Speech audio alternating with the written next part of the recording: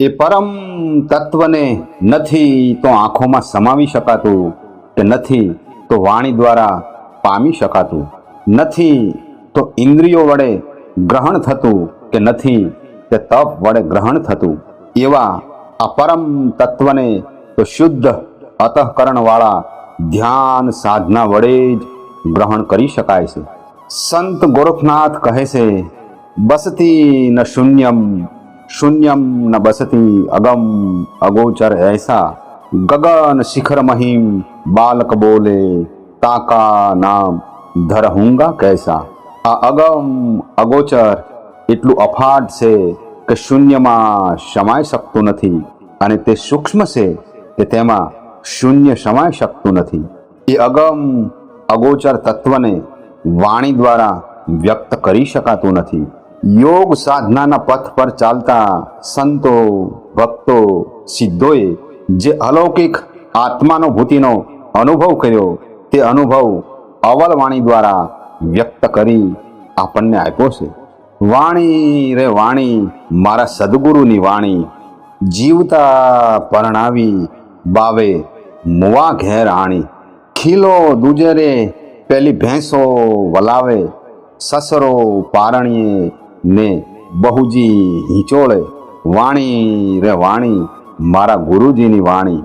ખેતર પાક્યું રે પેલા રખવાલને ખાધો, ઉલટો મરઘાએ પરાધીને ગળ્યો. વાણી રે વાણી મારા ગુરુજીની વાણી. નીચે હાંડીને ઉપર ચૂલો ચડાવ્યો, જળ કેરી માછલીએ બગલાને ગળ્યો.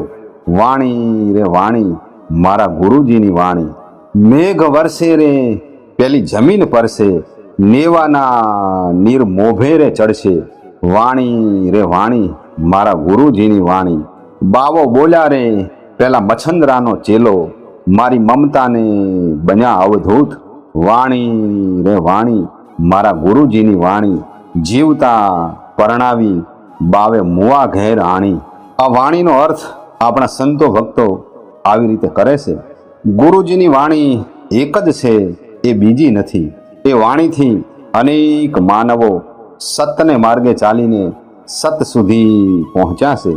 શબ્દ દ્વારા ઓળખશે, પરખશે, શબ્દ દ્વારા જીવન છે. બ્રહ્માંડની રચના એ શબ્દ ધ્વનિ દ્વારા થઈ છે. શબ્દરૂપી એ ધ્વનિ આ બ્રહ્માંડમાં ગુંજી રહ્યો છે. એ શબ્દ બ્રહ્મની ઓળખાણ સદગુરુ કરાવે છે, સત શબ્દથી મિલન કરાવે છે. જેવી રીતે કુંવારી કન્યા એના માતા પિતાના ઘરને પોતાનું ઘર માનતી હોય છે, પણ હકીકતમાં એ એનું પોતાનું ઘર નથી. પરિણ્યા પછી તેના નામની પાછળ પતિનું નામ લાગે છે, અને એની નનામી પણ એ જ પતિના ઘેરથી જ નીકળે છે. તેવી જ રીતે સુરતા જ્યારે કુંવારી હતી ત્યારે ક્યાં સ્થિર થતી નહીં, પણ સદગુરુ એનું સાચું ઘર બતાવે છે, એટલે કે જીવતા પરણાવે છે. અને જ્યાં મુક્તિ છે એવા અખંડ વરને પરણી જાય છે અને એકાકાર થઈ જાય છે. જેમ સાગરનું બિંદુ સાગરમાં સમાઈ જાય છે તો એ સાગર બની જાય છે, એવી રીતે સુરતા ત્યાં શબ્દ બ્રહ્મમાં સમાઈ જાય છે. સતનામ રૂપી ખીલો એટલે કે જ્યાં મન રૂપી ભેંસને બાંધવાની છે. અનેક જન્મ જન્માંતરના કારણે મન સતથી વિખૂટું પડી ગયું છે, એટલે એ ભેંસની જેમ આમ તેમ આથડે છે. મન એ પ્રાણી સમાન છે, એ વિષયોની જાળમાં ફસાઈ જાય છે. એ મનને સતનામ રૂપી ખીલે ગુરુજી બાંધે છે, એટલે મન રૂપી ભેંસ હવે સતનામને વાગોળે છે. અને અહંકાર નામનો સસરો સતનામના કારણે બાળક બની ગયો, અને સુરતા નામની વહુ એને પારણીએ ઝુલાવે છે. આ કાયાને ક્ષેત્ર એટલે કે ખેતર કહેવાય છે. આ ખેતરમાં પાક હવે પાકી ગયો છે. આ ખેતરનો રખવાળો કોણ હતો? જ્ઞાન અને ઇન્દ્રિયો આ ખેતરના રખવાળા હતા. જ્ઞાન દ્વારા ખબર પડી કે જીભથી સ્વાદ, આંખથી જોવું, નાકથી સુગંધ, કાનથી સાંભળવું, સ્પર્શથી ભાવ. આ રખેવાળ કાયારૂપી ખેતર છોડતા પહેલા ખવાઈ જાય છે. આ રખેવાળ ઇન્દ્રિયો પહેલા કામ કરતી બંધ થાય છે, એટલે કે ખેતર પાકતા પહેલા રખેવાળ ઇન્દ્રિયોને ખાઈ જાય છે. માયા નામની હાંડલી છે, એ હાંડીમાં અનેક પ્રકારના પકવાન પકવાય છે. હું ધનવાન, હું પ્રતિષ્ઠાવાન, હું બુદ્ધિમાન, એમ જાત જાતના મનસુબા રૂપી પકવાન આ માયા નામની હાંડીમાં પકવાય છે. આ હાંડીનો ચૂલો આપણું મસ્તક છે. ત્યાંથી એને પૂરતા પ્રમાણમાં ઈંધણ મળી રહે છે અને પકવાન પકવાય છે. જેમ જળની માછલી બગલાને ગળી ગઈ, ઉલટું થયું, એવી રીતે મન બગલા સમાન છે.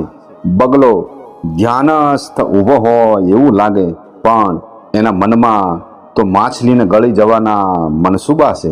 પણ હવે તો સુરતા શબ્દ બ્રહ્મના આધારે ચતુર બની ગઈ અને મન રૂપી બગલાને એ ગળી ગઈ. મેઘ વરસે એટલે કે સદગુરુના જ્ઞાન અને પ્રેમનો વરસાદ થવો, જેથી આ કાયા જ્ઞાન અને પ્રેમની ધારાથી તરબોળ થઈ ગઈ. પ્રેમ અને જ્ઞાનની ગુપ્ત ગંગા આપણા ગગન મંડળમાં અવિરત વહે છે. એની વર્ષા જ કરે છે અને આ કાયાવાળીને એ ખીલેલી રાખે છે. પાણીનો ગુણ નીચે તરફ જવાનો છે, પણ અહીંયા તો પાણી નેવેથી મોભે ચડ્યા છે. સાધનામાં આપણે જે શ્વાસ ઉશ્વાસની ક્રિયા કરીએ છીએ, એમ મસ્તક એ મોભડું છે, નાસિકા એ નેવું છે, શ્વાસ ઉચ્છ્વાસમાં લેવાતો વાયુ ઓક્સિજન એ પાણી છે. એટલે શ્વાસે શ્વાસનો સદઉપયોગ કરી સદગુરુએ બતાવેલા માર્ગે ચાલવું જોઈએ.